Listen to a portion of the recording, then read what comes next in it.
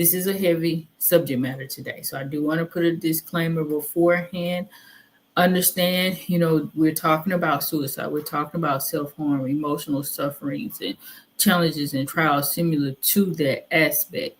Some parts of this topic may be heavy for you, right? If you're going through certain things, or if you've gone through certain things with a family member or what have you, it also may be triggering. So please be sure to listen at your own pace. If you have to pause, stop, come in and out, feel free to do so as needed, guys.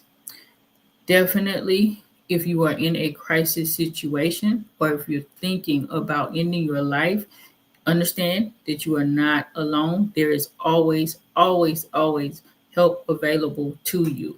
I want to put out some details of places you can contact if you need to do so. If you're in the U.S., feel free to call or text 988 to reach the Suicide Crisis Lifeline. This is a free resource for you in case you don't know about it. It's confidential, available 24 hours a day, okay?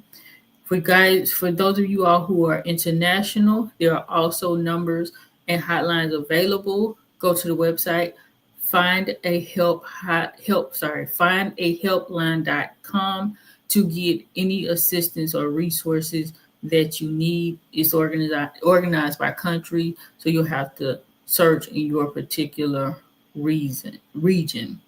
Guys, remember that your life is absolutely valuable. Reaching out for help is by no means a vulnerability or weakness or anything like that. It is a courageous act, because in doing so, you are aligning with your destiny and you're walking the path that you were designed to walk as you were put on this earth. A few more greetings and then we will get into it. Crip Blue, fly me out. Don't know what that means. You say you're trying to go live with me. It seems like you're with us. If you mean something else, let me know by that. Greetings, Vaughn. Thank you for joining us. You're saying your brother took his life 25 years ago. So much gratitude. You are very, very welcome. Unfortunately, a lot of people are suffering from these dynamics, both within themselves and then also through family members who have gone through things like this, family and friends. So yes, it is a much needed topic, especially with the rates of suicide and things that are going on, which I'm going to start with. I'm going to talk about suicide and suicidal ideation rates as they stand globally. And of course, we're going to hone into the U.S. and in particular within the African diaspora, right? So according to the WHO, World Health Organization, over 700,000 people commit suicide every year, okay? For each one of those deaths, about 20 people unsuccessfully, fortunately, attempt suicide on an annual basis. Globally, suicide is the third leading cause of death among young people between the ages of 15 and 29. So unfortunately, this phenomenon is happening at a much higher rate among younger generations. And I will get to some of the reasons behind that in a little bit. Over 49,300 people died from suicide in the U.S. In 2023 from suicide. So that's about one death for suicide every 11 minutes, okay? It is among the leading cause of death in the U.S. in 2023. It outnumbered homicides on a 2-to-1 ratio. So it's a very critical and important issue because people suffer silently from this phenomenon. Suicide was the 11th leading cause of death overall in 2023, right here in the U.S., right? In the states, so we're getting into the U.S. data before I was talking about it globally. In the U.S., it's the second leading cause of death between individuals between 10 and 34 years of age, and it was the fourth leading cause of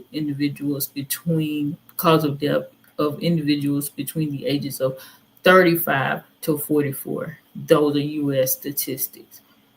Males, unfortunately, make up about 80% of suicidal deaths in the U.S., though they only account for, well, I shouldn't say only, but they account for about half of the U.S. population.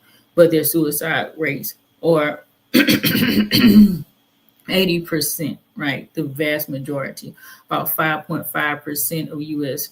adults had serious suicidal thoughts in 2024, right?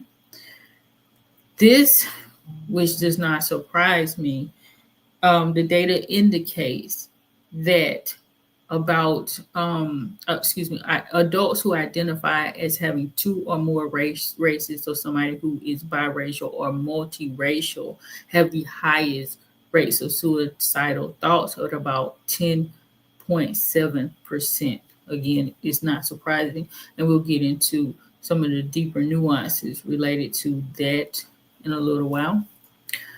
Across African and diasporic communities, unfortunately, suicide is often very much so underreported or misclassified due to either religious, legal, or cultural taboos, right? So it's not that it doesn't exist within our community, because it does. You will see, I didn't put this data here because I'm specifically focusing on the African diaspora, but the rates are actually higher among white people according to the information that is available. But of course, we also have to account for the unreported amounts of suicide that happen within our communities globally. So not just here in the U.S., and also the underreporting of it, even when it is amongst us, because there's a lot of trauma and nuances in our healthcare system as well.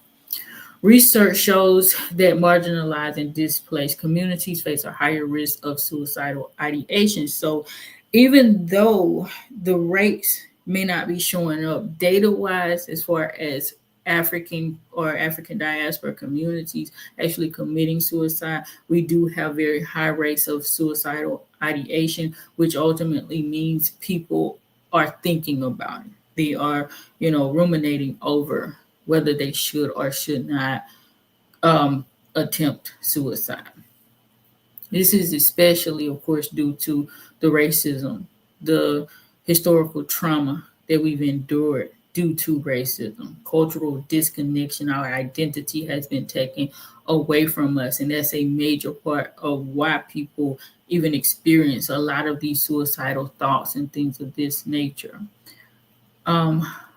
Unfortunately, Black Americans have seen one of the highest or the fastest increase in suicidal rates in recent years. Though we are still below the average, our rates are going up pretty drastically, especially among youth between 10 to 24 years old. It's been about a 37% increase in that particular area. So guys, definitely watch the young ones, talk to them, have conversations, and focus on them.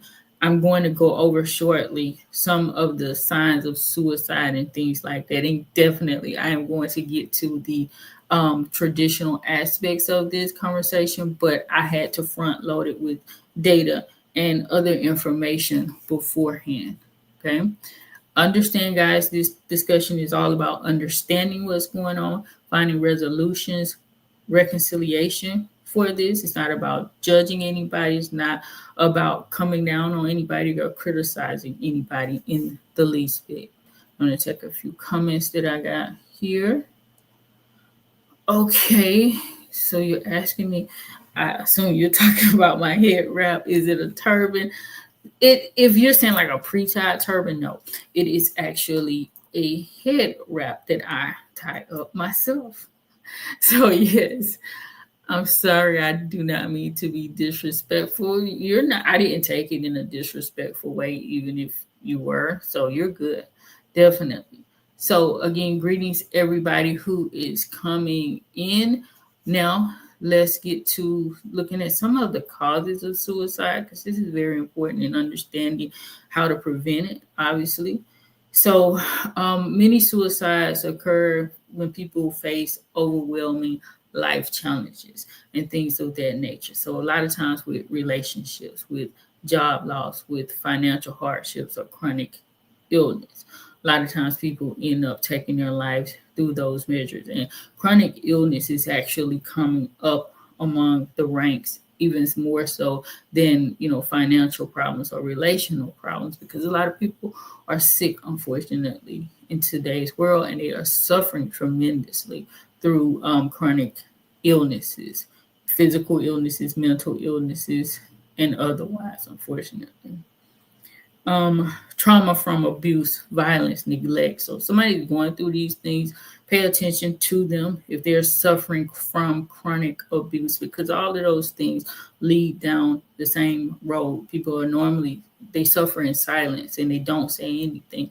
And then before you know it, they're no longer here, unfortunately. Okay. Because it can create so much long-term trauma. Mental health crises. This is definitely contributing to the growing rates of suicide globally, definitely within our communities. Depression, bipolar disorder, people on the spectrum, unfortunately, substance abuse is just at an all-time high, right? And all of these different things contribute to a person's inability to regulate their feelings of self-worth and things like that. And oftentimes it leaves people feeling isolated, especially with the mental health suffering, because it's hard for them to connect with other people on a high level, and especially with the race of things like autism and ADHD and neurodivergency and things like that going up in today's world. Social isolation. I just talked about this lack of emotional support. People are much more vulnerable in today's world, especially with social media, right?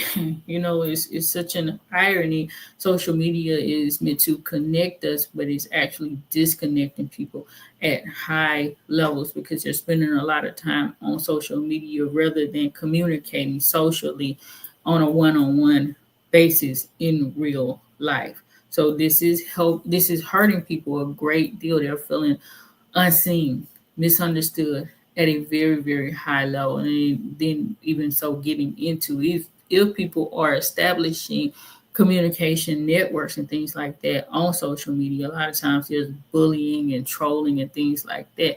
It can make people feel even worse about themselves. Economic pressures, poverty, systemic inequalities rooted in, colonial histories and things like that, consistently contribute to a person's overall well-being and creates a sense of despair at a very, very high level. Obviously, spiritual disconnectedness, which is related to, unfortunately, self-worth and self-identity among people in the African diaspora to a very, very high extent. So we're disconnected from our ancestors. That's our higher self, our purpose, our destiny. We don't know why we are here. When you don't have a sense of purpose or direction, life is meaningless. So people start to ask, what's the point? Especially when they are dealing with undue suffering on a high level in so many different regards. Okay. So when you lose that sense of cultural knowing, identity, cultural connection, it is much harder to have a connection with life itself on an ongoing basis. So these are some of the many contributors to the phenomenon of suicide itself, and of course to the growing rates of this dynamic globally, right? And there are many, many more, but I wanted to highlight these. Let me take a few more comments and questions. Alafia, Lance, thank you for joining us. You're saying it's a lot of crack smoking going around. Yeah, there's a lot of drug use, unfortunately. What is that? The lean? What do they call it? Is it fentanyl? I get my stuff mixed up. So if somebody knows, like, is it the fentanyl or the lean, or those the same exact things? But I know, like, there is a big crisis with that. There's a big crisis with opioids and so many different drugs. And it's a mental health problem. So it's not even to judge anybody if you or somebody that you know is dealing with these particular dynamics, because substance abuse is absolutely part of a holistic mental health issue, right? It's hard for a person to regulate themselves when it comes to those dynamics. So they often end up just stuck in that mode of dealing with drugs or what have you. Alafia, Lidria, Alafia. You seem very true. Yes, definitely, definitely. So those are, some things that go on, guys, are going on with people. So many people are dealing with things. And I definitely ask you, if you have the wherewithal, pay attention to people and try your best to form those connections, because we are desperately missing that in today's world holistically in our community so much. That's my biggest concern, obviously, is the Black community, the African diaspora. Welcome and greetings to everybody who is joining us on all platforms. I thank you all for showing up. You're saying aside you, promethazine and codeine is lean. Fentanyl is the epidemic. Both are opioids. Thank you for that, right? I forget you were there. Thank you. So I appreciate you coming in with that, because I don't know the difference. I know about them, and I feel any bad for anybody that's dealing with them, but I don't know, like, I don't know a lot about like drug addiction in today's world. Like, when I came from the crack epidemic era, I was born in '78, so that was the big thing when I was coming up. Now they are on all kinds of new stuff. Suicide prevention and warning signs. So, guys, pay attention to people, what they're doing. These are some common signs of people who are in a space of suicidal ideation, and you could possibly help them and save their lives if you're paying attention and you notice these warning signs. So it could be somebody, in your immediate family, somebody at work, or wherever that, you may be able to help if you are aware of what's going on with them. So obviously emotional withdrawal, loss of interest in just daily life overall. And this is on a persistent basis. I think we all kind of get there sometimes, like you're just not interested in, the day-to-day activities. And it's very common in somebody who is experiencing something like PTSD, where they just dealt with a major trauma. They could be suicidal, but it doesn't necessarily mean that they are in such cases. But still pay attention to what is going on in people's lives. Persistent sadness or depression, all of these can signal hopelessness. Also, fatalistic speech, right? Somebody always walking around, I don't see the point of living anymore. Everyone would be better off without me, things like that. Pay attention to it. Sometimes, obviously, yes, it's just people trying to get attention, but even in that, it's still significant, because if they're trying to get attention, that means they don't have attention, or they don't feel as though they have attention, which is an early warning trigger in and of itself, right? Sudden changes in mood, appetite, sleep, or appearance can indicate that someone is struggling silently. Pay attention to how they look, especially somebody who is normally really well put together, well dressed, and then all of a sudden they stop taking care of themselves, right? Hair disheveled, not taking care of their personal hygiene, not eating, losing a significant amount of weight over time. All of those things can signal something is going on with someone mentally, and you should pay attention to it if you are around them. Somebody talking openly about that. Somebody, like, some people literally say, I'm going to kill myself, or I want to kill myself, or I want to die, or they just have an unhealthy or unusual obsession with death, more so than they normally would. Some people just are naturally inclined towards death and dying and grief and things like that. And it can be healthy in certain regards, right? But some people are overtly on that end of the spectrum, and you overly, I should say, on the end of the spectrum, you need to pay attention to them because it could indicate that they are having suicidal thoughts or something like that. All right, somebody constantly researching things about suicide, how to kill themselves or something like that. Somebody giving away their valuables, things that they really hold near and dear to them, and they just start, giving it away. You need to question those things. Those are significant red flags when you see these types of things going on with your loved ones. Expressing feelings of they are a burden or something like that to you or to others around them, or just feeling like they are unwanted, right? We got to take responsibility as a community, guys. Check in with people, listen to people. Try not to judge people. Try not to try to listen to people. I think that's a huge thing. People don't listen a lot nowadays. They just want to inject and say, well, it's going to be okay, or try to smooth things over instead of just taking the time out to truly listen and see what's going on with people, because early conversations can be a major intervention tool for sure. Greetings, Dennis. Is it Denise? Sorry. Good afternoon. Thank you for your teachings. You're saying, oh, you're very, very welcome. Very welcome. So yes, pay attention, guys, to these particular signs or what have you, or what's going on with the people around you. All right, social and cultural layers. Let's look at some things now when it comes to the social aspects of it, especially from the African diaspora. All right, I'm going to inject some of the questions that I got beforehand. So some of you all asked, why is suicide still taboo in African and Black communities?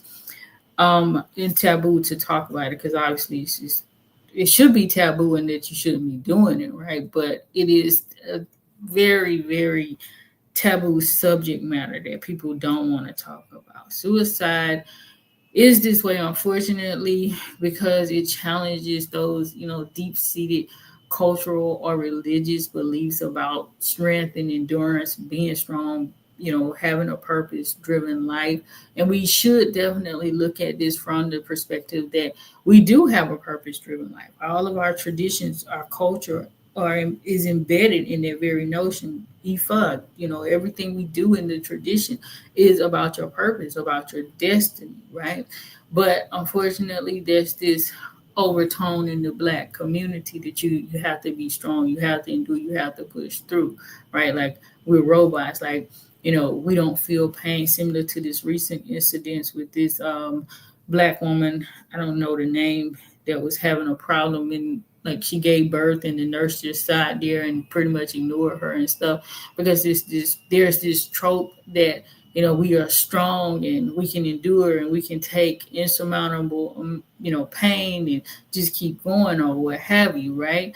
And so many times in the church background we've been taught, just pray it away, Jesus is going to come and take all of our burdens away. And that's, to me, a huge problem within our community, with us just taking care of our problems holistically, because we've been taught to wait on a savior to just come and take stuff from us and not work through it and deal with it on our own. And we're suffering from post-traumatic slavery syndrome. There's never been dealt with on a psychological level. We were forced to just keep pushing through. Nobody ever stopped and said, let's deal with the trauma that we have experienced collectively as a people group.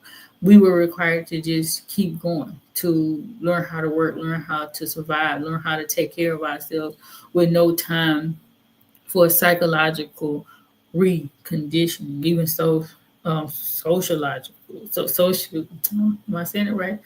Sociological, maybe I'm saying the word wrong, but you guys know what I mean. Reconditioning us back into society within our own communities, even so, in a proper way, right?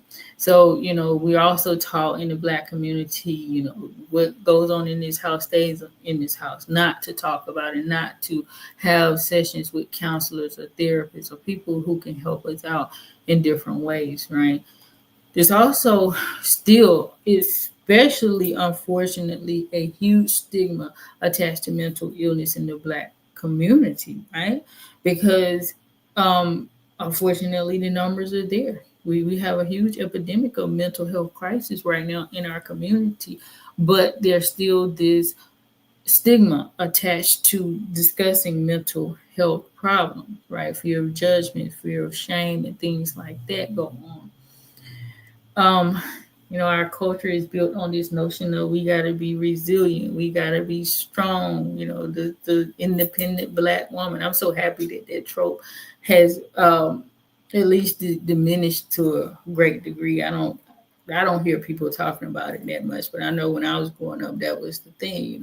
I'm a strong, independent Black woman type of trope that people always, talk about, women talked about, and it became, our thing. So if you were anything less than strong or independent, you couldn't be vulnerable, especially as a Black woman, even so as a Black man.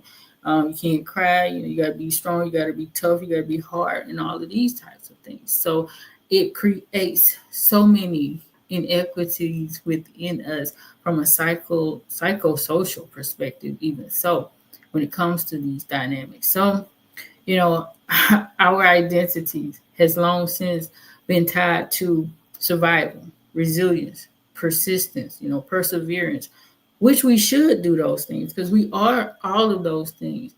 However, it doesn't take into account somebody who is truly suffering and they don't know what to do, because then there's this shame or this stigma attached to them being weak because they feel like they don't have anybody to go and talk to because they can't figure out, what's the purpose and what's the meaning of life and why they should go on. So they usually handle it silently and, end up either consistently dealing with suicidal ideations and or substance abuse and other things that go along with those dynamics, or ending their life, unfortunately. Right? So we got to do better. We got to pay attention to these types of things because people will end up in these particular scenarios if we don't pay attention to what's going on with them.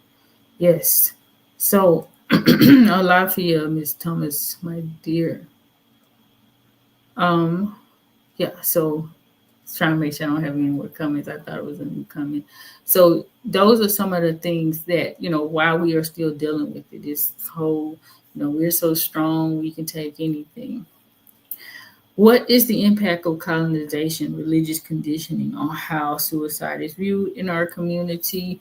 Right. So, we got this whole concept of, colonization, these foreign religions and doctrines coming in, replacing our native understanding of mental and spiritual health from a moral or a punitive framework, right? So we used to understand it, and we still do in traditional cultures. We understand somebody having suicidal thoughts as a person being in a space of imbalance, out of alignment with their destiny, with their purpose, right? But you come over into Christianity and then even so like westernized culture, and now it's reframed as sin, right? Because Christianity is there, it's a sin that can kill yourself, at least in certain communities. It's not in the Bible whatsoever, but that's the interpretation for a lot of people, is that it's a sin to kill yourself or what have you, right? And you're gonna go to hell or something like that, right? And then in Western society, in today's world, it's looked at as just a mental illness. They don't see the holistic aspect of it, especially as it relates to destiny alignment and purpose, in which we do look at it from that perspective. Definitely in Ifa and Yoruba tradition, but also throughout African cultures, we've always seen these dynamics as being part of our purpose. Like, we came here for a reason, and so we're supposed to fulfill that reason. And we do everything that we do in the tradition, in the culture, to help us to achieve our purpose, our destiny, our function in this life. But when you isolate suicidal ideations, any type of mental health or physical health condition for that matter as just one component. You're only treating that and you're not looking at the full scope of what's going on with it, right? So unfortunately, this type of thinking has shifted us into looking at it strictly from a medical perspective. We'll go to the doctor, and the doctor is 9 times out of 10 going to prescribe you to some form of therapy or counseling and probably some type of medication to help you to deal with it, usually just to numb you or what have you, versus looking at it from a holistic perspective. And definitely, if you come to the tradition, it's starting spiritually, right? So we're going to go and do divination to figure out what's going on and what we need to do about it. And you are going to do something to energetically align yourself first with those dynamics in order for you to get a better mindset and keep pushing forward in whatever you're dealing with, right? We've been disconnected from that, our ancestral ways of being, unfortunately. How can reconnecting with one's roots or culture rebuild one's will to live? This is so critical, in my opinion, is that we do reconnect with our roots, right?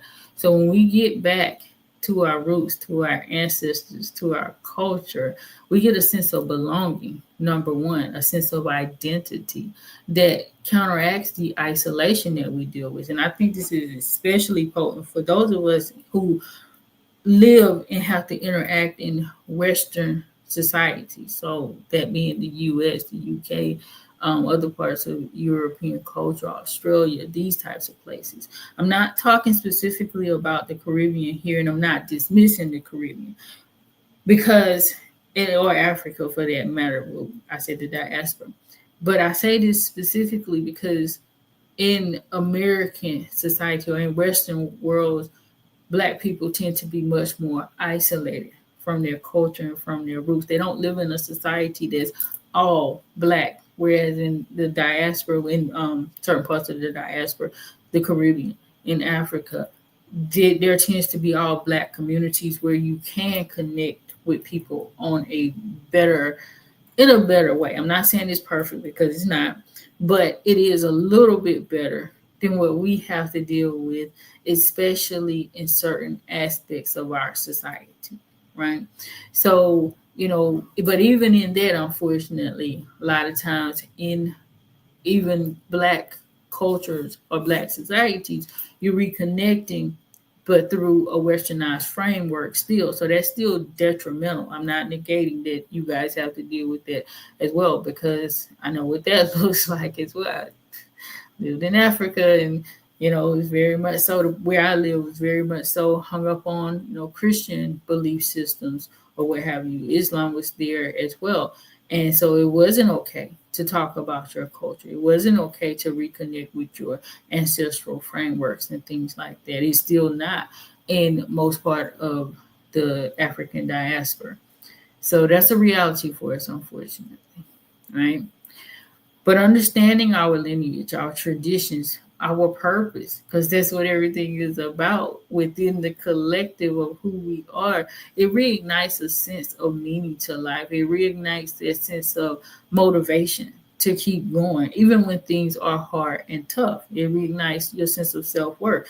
The whole notion of coming out into a tradition and a culture, and from the door, you understand, this is why I came here, right? And everything that you do thereafter is directed towards their purpose. You don't feel lost. You will experience hardships, right? Some people more than others, depending on their destiny path. But if you know that if you do certain things, right, and you go in that certain direction, you are going to reach wherever you are meant to reach. It is not the same level. It's not the same burden versus you just wandering around out here and trying to figure it out. Like, why did I come to this space? What am I here for? It's got to be more than just the work, the rest of my life. And that's it, right? And that's kind of where people are in the Western world, unfortunately. This is what you're taught. Everything leads towards your occupation. when you come out in the Western world, right?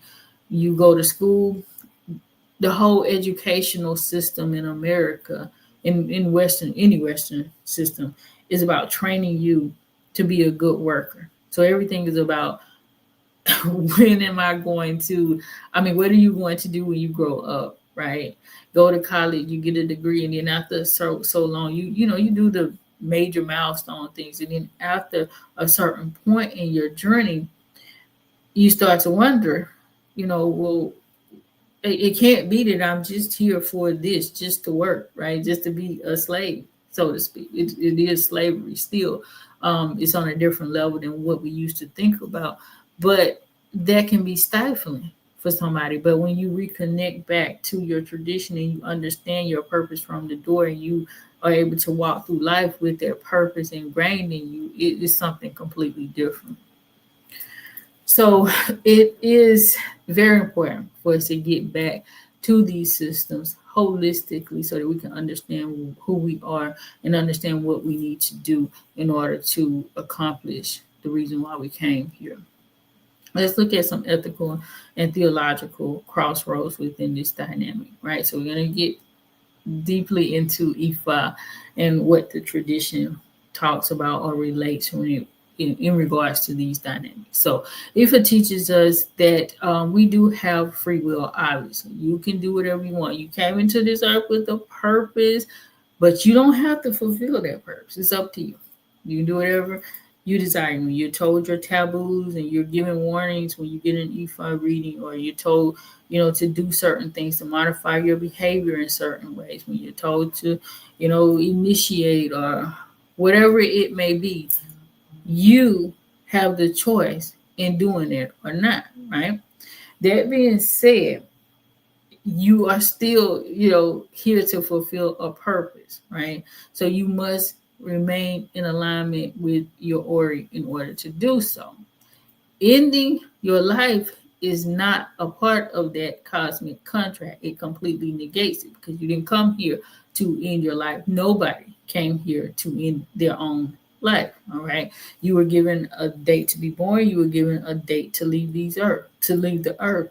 Those are non-negotiable, right? That when you're supposed to come home, you can end it early, right? You can even do things, even like you're not committing suicide, for instance, but you can do things that get you out of alignment with your destined path that cause you to leave the earth early.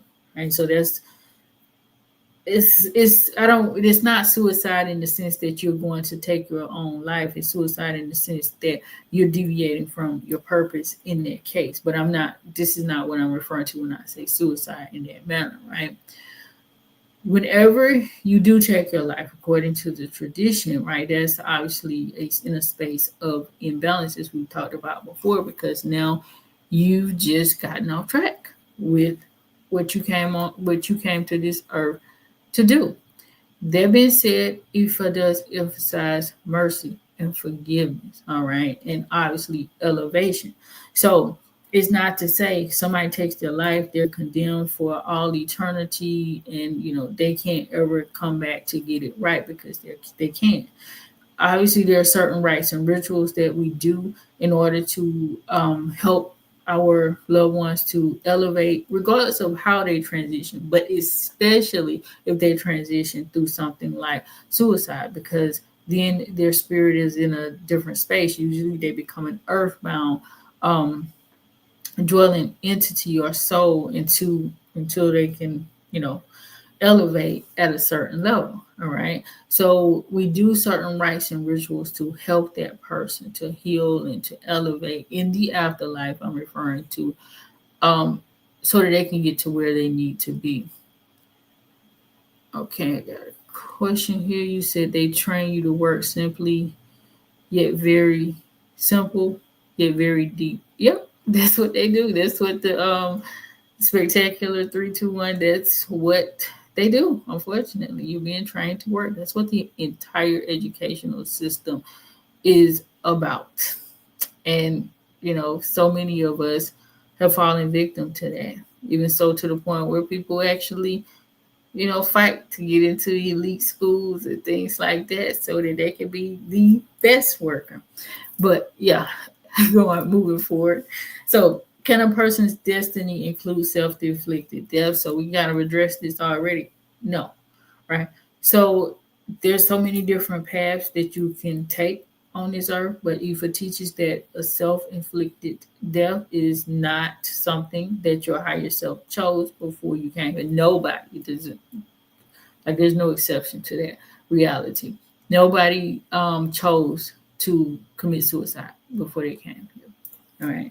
The act itself contradicts the entire notion that we have a purpose, right? And that we need to learn critical lessons in order to achieve that purpose so that we can evolve. Is suicide always wrong, or does the context matter, such as somebody suffering from terminal illness? Maybe they're in the midst of battle and they decided to kill themselves and take their lives so that the enemy won't do so. So again, no. Life and death are both part of our fulfillment of destiny, right?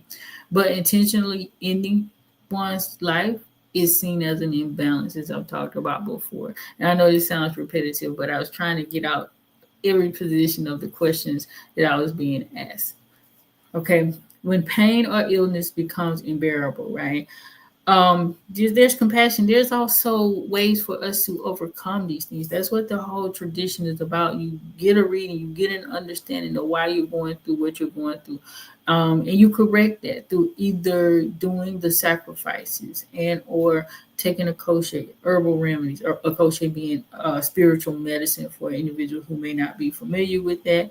There are herbal remedies. There are so many different things that you can do to achieve balance in your life, and that's what Ifa offers, right? At every turn, any Ifa reading you get, you can get information on how to overcome whatever you are dealing with.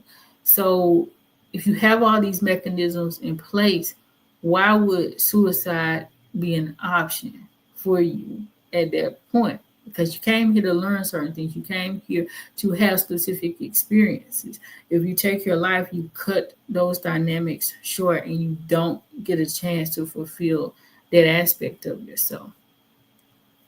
How does Ifa look at suicide differently than Christianity or Islam? So I got this question. So Abrahamic traditions tend to look at suicide as, sinful, moral corruption, something like that. Ifa approaches it as a disconnection from your divine alignment, right? So there's no eternal you're going to burn in hell type of notion when it comes to suicide in the tradition. But instead, we're going to figure out how to fix it if it's at that level, just a suicidal ideation. If it has already occurred, we're going to fix it through rites and rituals to help that person in the afterlife to ascend, to elevate, or what have you, so that their soul is not lingering in a consistent state of just unknowing, a consistent state of purgatory, for lack of a better word, right now, right? So what happens to somebody's soul who ends their life because of unbearable suffering? Again, regardless of the reason that you do it, and there's never a true good reason, either way it goes, but the soul tends to linger on, state of unrest, earthbound spirit, like I talked about before. They can't fully transition into the ancestral realm and be a benefit to the people, their loved ones back here on the earth. They can't be a true benefit there to help them out. So what you have to do is some rites and rituals to help that person to get to the next level. Okay. Usually, they won't become an ancestor immediately, regardless of how it goes. All right. Does suicide erase somebody's good deeds? Was another question that I got. So the answer to that is no. Like, whatever you did, good or bad, right? Suicide doesn't take those dynamics away. Okay, you still have to answer for whatever you did when you were on earth. And if it's good, you still get count. That's, still goes as a part of your record as a good deed. But if you commit suicide, you still have to go back and reconcile whatever you left undone. All right. So it still remains a part of your life record, so to speak. So when you come back, you get to benefit from whatever good karma that you did put out, but you still got to finish off those lessons. All right, family grief and the aftermath. So this is for the people, the survivors, right, of suicide, because it always leaves somebody else behind asking questions, wondering why, trying to figure out what to do in the aftermath of that situation, whether it's like what to do from a physical perspective, because now they got to take care of things if the person left behind children or material things that they have to settle and so forth, or just what to do from an emotional space, because then you leave a hole in somebody else and they're left with a whole lot of questions and trying to figure things out. So some people ask about, can you honor your loved ones through ancestor veneration who have committed suicide? You can, right? You should honor them. There are certain ways that you should do it, and I'm going to get to that as well. But it doesn't stop you from honoring your lineage in that way, because they were still part of your lineage and you should honor them. In fact, you should honor them even more so through rites and rituals to help them to elevate so that they can go ahead and ascend, as I've said before. However, I would caution anybody about putting like images or personal belongings of somebody who committed suicide on like an ancestral altar if you work with that. So a lot of the diaspora practices utilize ancestral altars whereby you're going to put pictures, or you may put jewelry or clothing or what have you that belong to a loved one on an altar or a shrine. I would not put those things there until I know that that person is properly elevated. And those are specific rites and rituals that we go through in Ifa to ensure that your family is good. All right. What happens if you're angry with that person? Because as I said before, even though the person is gone, it doesn't erase their legacy. It doesn't erase the connections that you had with them. And obviously it doesn't erase the pain, right? And guilt, even so, of things that are left behind emotionally with the people who you leave behind.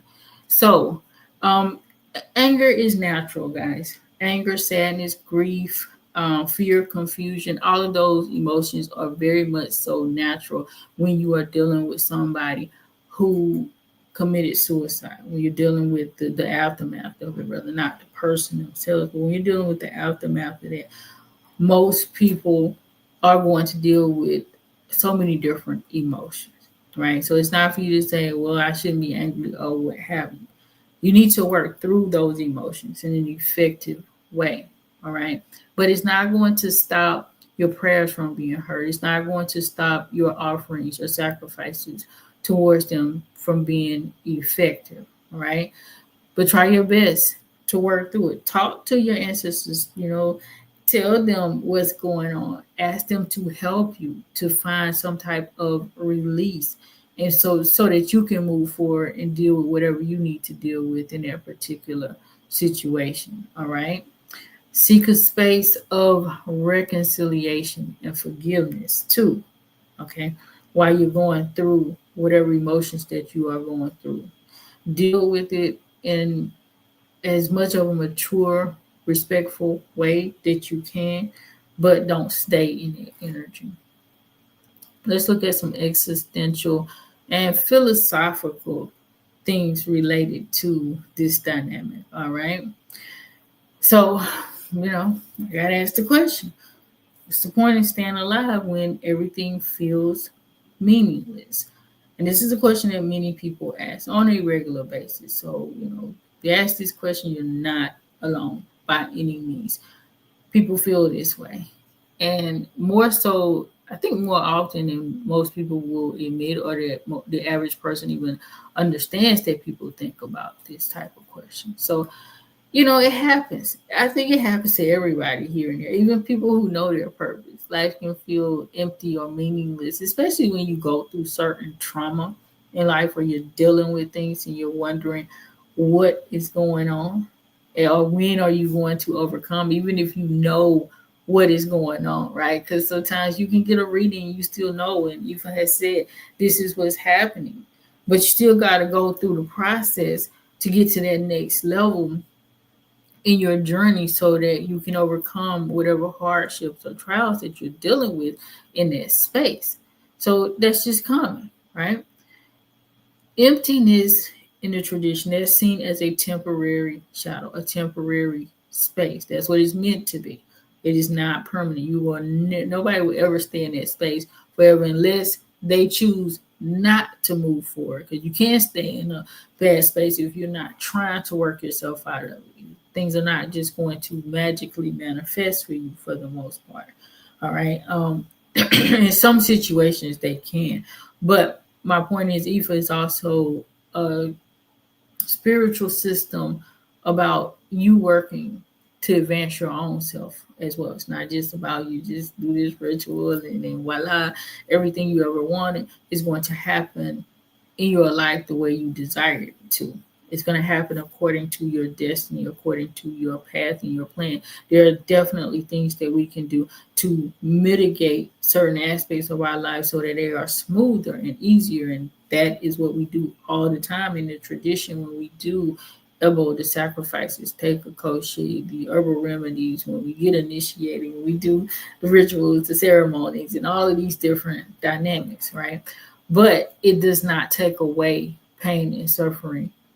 Sometimes you have to endure certain things for a season in order for your destiny even so to manifest. All right, so we do all of these things, and once you start working towards that destiny, that goal, your goal through the rituals, the ceremonies, the sacrifices, reconnection with your community and things like that, meaning begins to return to your life. Okay, so you can find solace, you can find comfort in doing all of the things that we do in the tradition. But don't feel bad if you are feeling like, what is the point? My life is meaningless. Most people do feel that from time to time. Just don't sit in that space. Do something about it, because you have tools available to you to do something about it. Is life supposed to be this painful? Or am I missing something? That's another question that I get. Pain is part of the process with everybody. Again, nobody is exempt from having to go through pain and hardship and trauma at some level. One person's pain and sorrow may be different from another person in context, but it's still the same when it hits that person emotionally, nonetheless. So keep those dynamics in mind. Don't, think that everything is supposed to be easy or soft. I know, in society nowadays, people are like, well, I want to live, the soft life. I'm tired of the hard life, things like that. And yeah, you should want to have a smooth, easy life, right? That's normal. That being said, well, I'll take it back. I'm not saying you should want to have it. Some people will because they're naturally inclined to. Some people want to, tough it out, to fight, to, go through different things so that they can endure and they can resist or what have you, because it's part of their destined path. That being said, it is absolutely normal for people to not want to fight and struggle and stuff and go through hardships all the time. But that is part of everybody's life journey. Pain is just, it's a teacher, right? That's the only way you are going to evolve. If everything is easy and perfect, there's no point for any of us to be here on this earth, right? We're not learning anything. We're not growing if life is always easy and we have no challenges and we have no trouble. And I know some people is like, well, why am I enduring this level of trouble, but this person over here is not?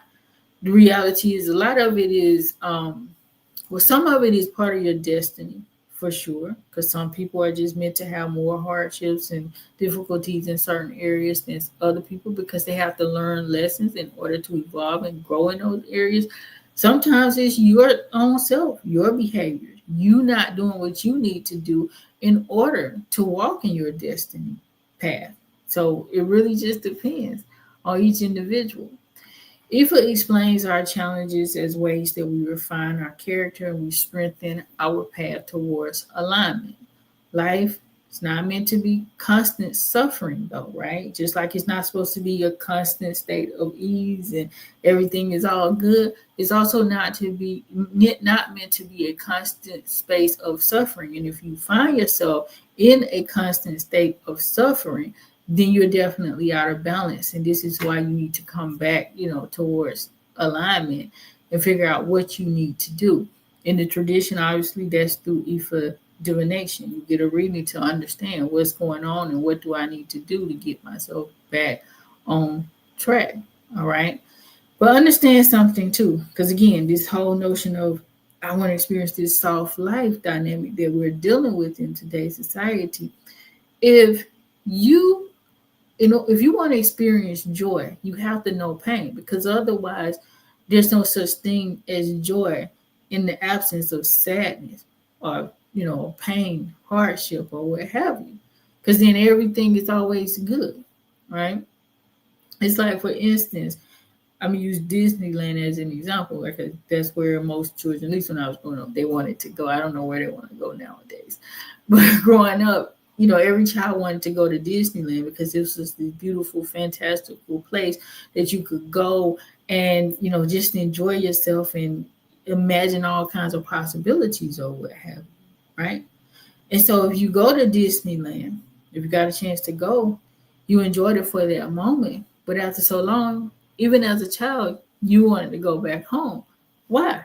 Because if you stay in that space, if you stay in Disneyland, forever, your whole life, it ceases to be Disneyland anymore. The magic is gone from it. The fun is gone from it. If every day is this fantastical, magical, world of existence, then it becomes the norm. So that's why we have, balance in life, what they call in, Chinese culture, yin and yang or what have you. You have to have that in order for you to understand the opposite of that. Just like, light, right? If you don't have darkness, light ceases to be light because everything is always light. And you don't understand any type of contrast from that. That's the world we live in. We live in a world of contrast. You can mitigate some things, as I said before, through, working with the tradition and doing the different things that we need to do in order to get our lives back in alignment and things like that. Now, I got a few questions about, ancestral, afterlife questions, etc. Okay. So somebody asked, can the ancestors intervene when a person is contemplating suicide? Absolutely, and they usually do intervene. Sometimes, though, the person isn't paying attention to that, whether they're in the tradition or not, because they're so caught up in their own mindset, they're not realizing that their ancestral forces are trying to stop them. They're putting things in their way to stop this from happening, but the person may be just so, obviously they're so far gone at a certain point, they're not noticing these signs. And if they are significantly disconnected from their ancestral forces, they probably don't notice it at all. All right.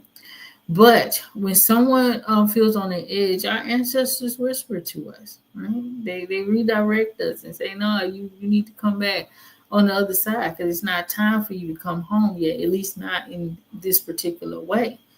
You got to pay attention to it, and you need to listen to your ancestors. Let's see. Aside you are saying, in the words of 50 Cent, sunny days won't be so special if it wasn't for rain. Absolutely. I'm not familiar with 50 Cent saying of that, but the sentiment is 100 on point. If you have no contrast, you never feel anything. You never know the difference between anything. That's the reality of it. Another question, can suicide be a generational curse or ancestral wound repeating itself? 100%, unfortunately. Some families, you will notice that they have a history of suicide, right? Back to back to back. You will see this in a generational bloodline because that seed has been planted, that energetic frequency is there, and it will repeat itself until it is repaired. And that's what you have to do. You got to heal it. You got to do the work, right? And it looks like ancestral elevation. It looks like educating the bloodline. It looks like doing whatever it takes in order for that not to repeat itself. Because it could be related to mental illness, it could be related to nutritional deficits, believe it or not, because if your mind isn't healthy, nothing else will be. And you get your mind healthy through the proper nutrients and removing toxins and things like that, right? Physical and even some mental toxins from your space, your mind, your body, your spirit, etc. Right? Through Ifa divination, that gives us the understanding of what's going on in that bloodline, ancestral elevation work, family and community dialogue, and so many other things. We can stop these repeating behaviors, these repeating wounds, so we can transmute that energy and we don't consistently deal with that in their bloodline. But it happens, and there are quite a few bloodlines that have dealt with suicide on a very frequent basis. Is it possible? Another question I got, is it possible to heal these dynamics? So, is it possible to heal ancestral pain or patterns that lead to suicide or suicidal ideation? Yes, for sure. So, healing suicidal patterns or thoughts happens through the rituals and the ceremonies and the crochet and all of the other stuff that we use in the tradition that are designed to break generational curses, because that's ultimately what it is. It's a generational pattern, adverse, repetitive pattern that keeps that generation or that bloodline, that family line from achieving its holistic collective destiny. What happens to children who that you miscarry was another question that I got. I didn't quite know exactly where to put it. I didn't want it in its own bucket, so I put it here. So they return to their heavenly mates, their Igby Orun, right? So these are their astral mates. Miscarriages typically happen either because that person wasn't ready to finish off their life here for whatever reason, or it also could be due to their parents, one or both of their parents, Igby Orun, causing them problems, disturbing their parents' lives. Either way it goes, when a child miscarries, when a person miscarries, the child's spirit goes back to their Eggbell room, meaning heaven, with their astral mates. And, they got to figure out what's the next course of action when they're coming back to the earth, right? Now, let's look at what role the Orishas play in helping us to reconcile or heal suicidal thoughts and things of that nature so that we don't go down that path, all right? So there are many forces that help out in this. Like I do in every live, we're going to focus in on the ones that are most prevalent here, right? Because pretty much any Orisha you talk about, their force can be very instrumental within this in so many different ways or what have you. So many ways you're going to work with them as well. Obviously, the offerings, the sacrifices, that's the elbow, right? Connecting with their essence through praise and worship, working with them that way. Even so, Ilekis, wearing their Ileki beads keeps their energy close to you. This is Eshu and Iyami, because I know y'all like to ask who I have on today. I have on both. There's Eshu's and there's Iyami's on this side, okay? Or even so, going through the process of initiation itself, so you can restore balance in these areas. What you need to do is going to be up to your particular circumstance, right? So it's not, when I list these orishas, I'm not telling you to just go and feed, Eshu, Yami, Ogun, or Oshun, because we're going to talk about each of those particular energies in this dynamic. Instead, it may be that you get a reading and you go and you feed one of them. You may feel intuitively led to feed one of them. That's fine as well. If you already have their pot or you work with them closely. They may be a head orisha or something like that for you. Or what else was I about to say? Or it's just, whatever the situation may be, it could be that you connect with them in so many different ways. I'm not telling you to like just go and feed this particular spirit and everything's going to be okay. The best thing is to get a reading if you're not sure of what to do. Let me take a question real quick. Greetings, it says CEO. Can you suggest a good way to help comfort a child that's just experienced a death of a family member? Okay, so this is a difficult one because every child is different, and you can't say how the child will react. It's a normal part of the process, and so I would normally just say be there as much as possible for the child. Listen to the child. Definitely pay attention to them, what's going on with them, so that they don't involve themselves in hurtful behavior. Try your best to get them out in nature. There is definitely some things that you can do through the tradition if you feel like that needs to be done, like giving the avoided sacrifices to help rebalance their energy or what have you.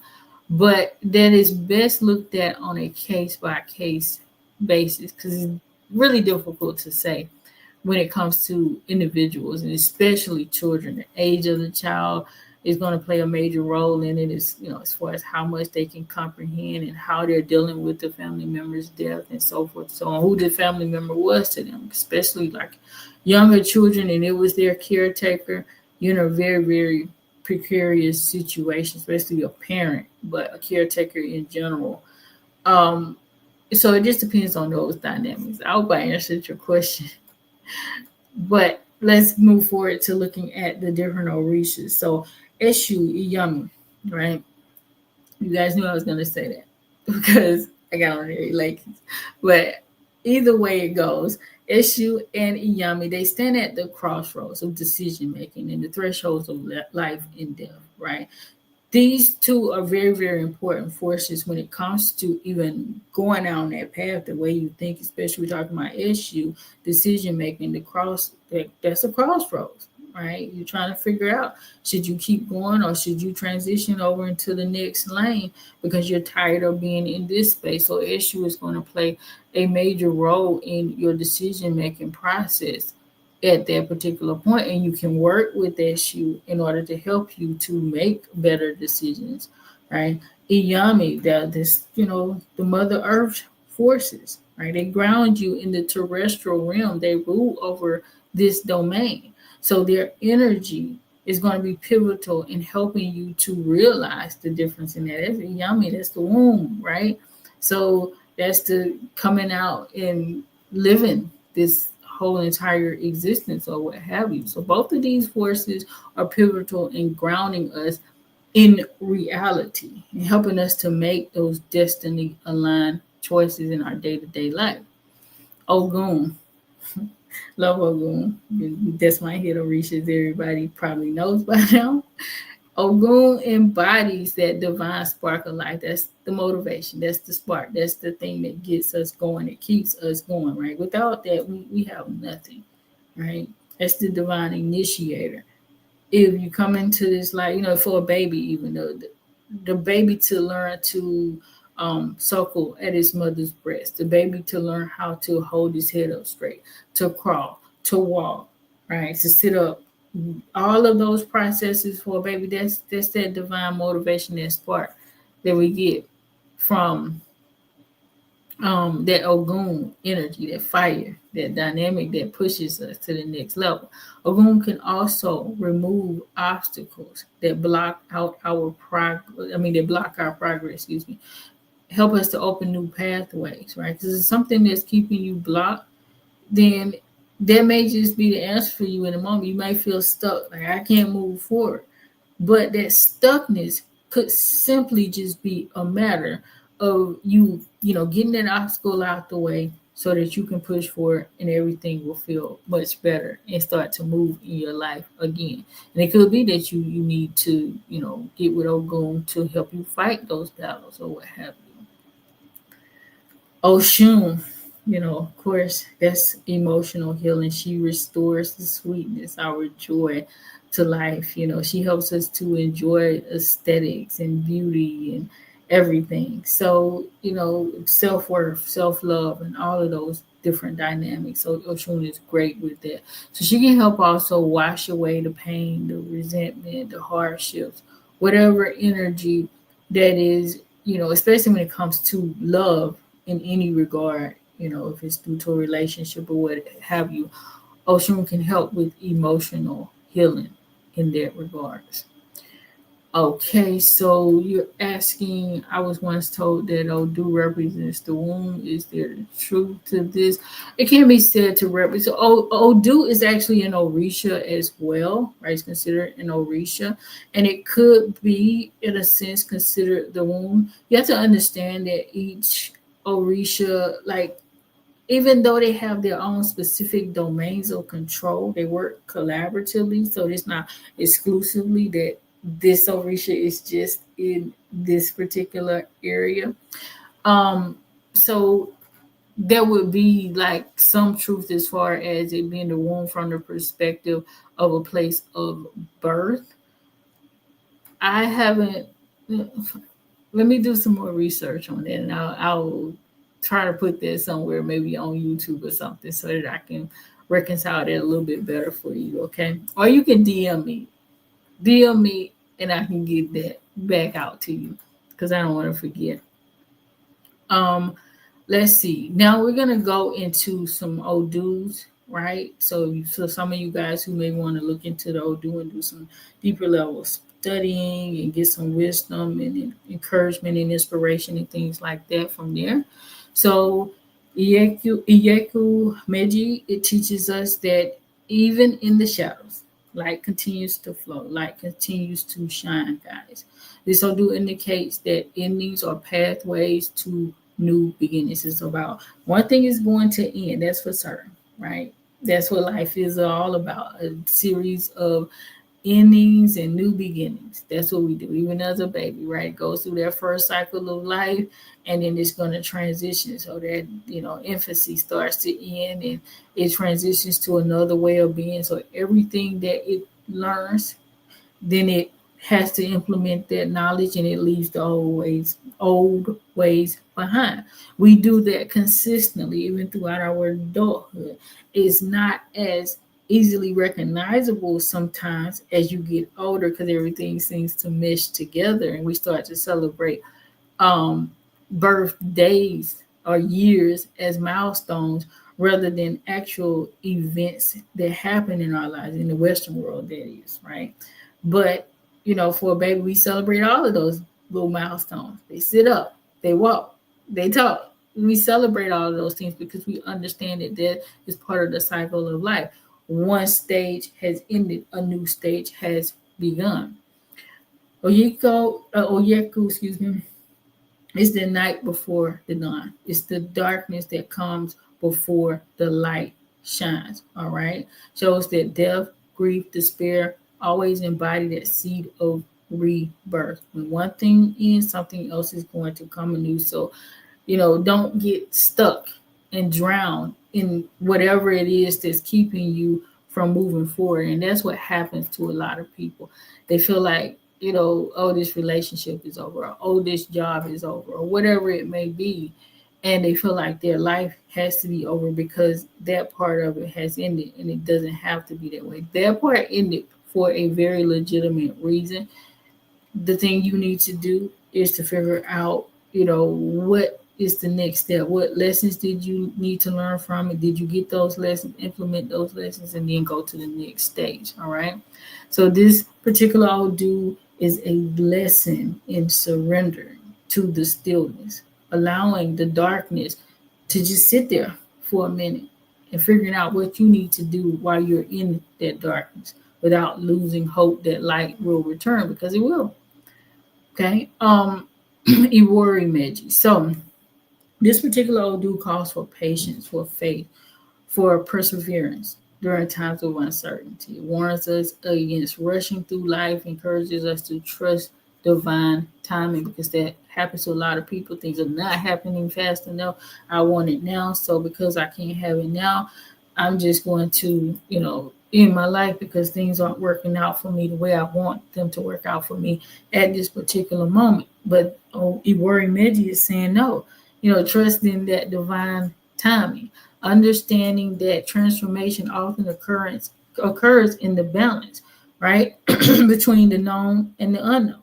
A lot of things just manifest without you expecting them to.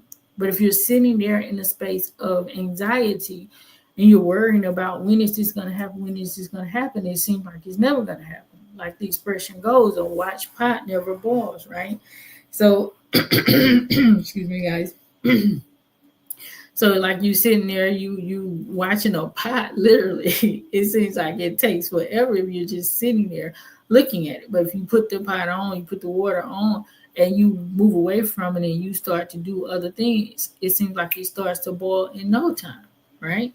So this is kind of the essence of this Odu. Don't be so focused on transformation or change happening that's all you're looking at, instead of continuously living your life. All right. The one who waits with gentle character will see life realign in due course. Understand that. Ogun to Meji. So we're back to Ogun again, right? So Ogun, Ogun embodies the whole essence of what Ogun is, that persistence, that, warlike spirit, fighting through adversity. It speaks to that warrior energy within us, within all of us. All of us have it, some to a greater degree than others, as far as how you tap into it and connect with it. And sometimes even people who don't walk around with the warrior-like mentality, they get that energy when they need it, right? Especially if you're working in the traditionist. Sometimes you might be a child of Oshun, but you're dealing with a battle and you need Ogun to come and fight for you. And, you give some offerings to Ogun, you start working with his energy, and you get that, vital spark for life. You get that warrior energy inside of you, and you can fight through whatever that situation is. Keeps you moving despite obstacles, despite being tired or what have you. Okay. This particular dude teaches us that battle is both internal, it's external. Right? We gotta fight within, we gotta fight without. Victory begins when you master your fear, your doubt, and just keep moving forward. All right. Ogunda's message is that endurance itself becomes an offering.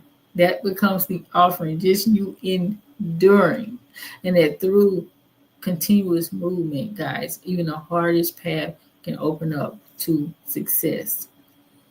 And one last one, Ofunmeji represents illumination, especially after a period of darkness, a period of confusion. All right. You are turning back to divine order and understanding. We all go through it. Everybody. Because you don't ever think you're alone. Everybody goes through a period of confusion. What's happening? What's going on? When are things going to get better? I did everything right, and things are just not moving for me. Yeah, sometimes you got to stay in that balance of confusion, because there are things going on that you don't need to know about at that particular moment, right? Speaks to people who have lost direction, reminding them that wisdom shines brightest after a very, very long season of darkness. That light, right, exists within each of us, just waiting to be recognized, and divine wisdom will eventually dissolve whatever suffering you're going through. So if you want to, look at those, definitely those are some great Odu to go through. This is my last section that I'm about to go through, cover right here, guys. Before I close up, so if you have any lingering questions, comments, or concerns, please let me know in the chat window, and we will try to address them as we go along. So you will be going through it. Okay, great. Yes, these are some great verses to go through, the Odu rather, to go through. Let's see. Reconnecting with your Ori through daily prayer, guys, reflection, gratitude, and just, saying, Ori got me. That's your higher self. That's part of you that knows what you chose, right? We bring that information down through a Rumula, right? Because he's the Orisha of destiny. He tells us what's going on and what we need to do to align. But Ori is the seed of our destiny. Reconnect with your higher self because your higher self knows what you agreed to. So you talk to Ori, you strengthen yourself through Ori whenever you're going through something because Ori is going to realign you with your purpose, redirect you to your purpose. Guys, connect with nature. If you're going through something, anything, even if it's not at the space of suicide, especially if it's not at the space of suicide, but if you're in a space of depression and anxiety, reconnect with nature. You reconnect with nature, you are connecting with the orishas right then and there. Orishas are elements of nature. These are elemental forces, right? The fire, the air, the earth, water, all of those different elements. And we can, when we connect with these elements, we're connecting with the original forces. If you're feeling depressed, one of the best things you can do is go outside in the sunshine, right? If that's available to you. Hopefully it is at that time, unless you live in like Alaska somewhere, but still the sun will come out eventually there. Go outside and connect with the sun, right? That's illumination. That's that old Rumula energy, right? It illuminates us, gives us wisdom. Water, connect with water, right? That's that ocean energy. Even so, depending on the type of water that you're connecting with, that's emotional renewal. Drink some water, right? It's not even always just going out in water. Drink some water, hydrate yourself. Believe it or not, people suffer a lot of illnesses just by not getting enough water and being hydrated. Okay. Fresh air. Air is going to help clear your mind. That's SU energy, right? Move your body. Fire, that vital fire. Ogun at work. Movement. Go exercise. Consume nutrient dense foods, herbs. That's the herb. That's the yummy energy. And so many other forces. I'm just I'm only calling these particular ones out as I speak so that you understand the connection here. Because I think sometimes people disconnect it because we personify the Orishas so much that people actually begin to look at them as like, these glorified images of, black gods and goddesses. These are elemental forces. When we connect with the sun, when we connect with the air and all of these different elements, we're connecting with the orishas, right? Now, definitely there are times that you're going to have to connect at a higher level through the the sacrifices and things like that when you're dealing with serious misalignments or imbalances. But on a day-to-day basis, you can do these things for free, right? You can do these things on your own. You don't need a priest to tell you or to help you to go outside and just deal with nature, to drink some water. All right. Do those things. Those are the things that you should be doing on a day-to-day basis to stay aligned. Create or join supportive spaces as well, guys. Right, rooted in cultural compassion, things like that, where open conversation is welcome. You can talk about your pain, you can talk about guilt, you can talk about hardships without shame. Okay, that's the Egbe room force at work when you connect with community. Right, so that's that energy going on when you connect with like-minded individuals who you can actually work with. Engage, guys, in rituals, offerings, charitable acts that restore your connection to your ancestors, to your community. Okay, ancestral forces at play. Um, you're asking, can you tell us Orisha carries the energy of the sun or Romula? As I said that earlier, Romula, illumination. The sun is illumination energy. Seek guidance through Ifa divination, obviously, right? Because this is what Ifa is for. If you're really experiencing some hardship, get a reading, get a divination session. You're feeling lost, so that a womanless wisdom, illumination, that's the sun coming through, right? Can reveal practical spiritual steps, whatever we need to do to get back in alignment. You're very, very welcome, SSC CEO. Remember, guys, we need to connect with these vital forces because that's what they are here for. Is put the TV down, put the phone down, put all of those things down, and connect back with connect with nature, connect with your spiritual team. You're asking, we offer readings at Asanee 44. I don't do them. I know what you mean. Your EFA divination, absolutely. We offer so many different types of readings. We offer EFA divinations. I do not do them myself personally. They are performed by Babalawo Ifakunle Adisa, who is based in Nigeria. I think that's just to the website.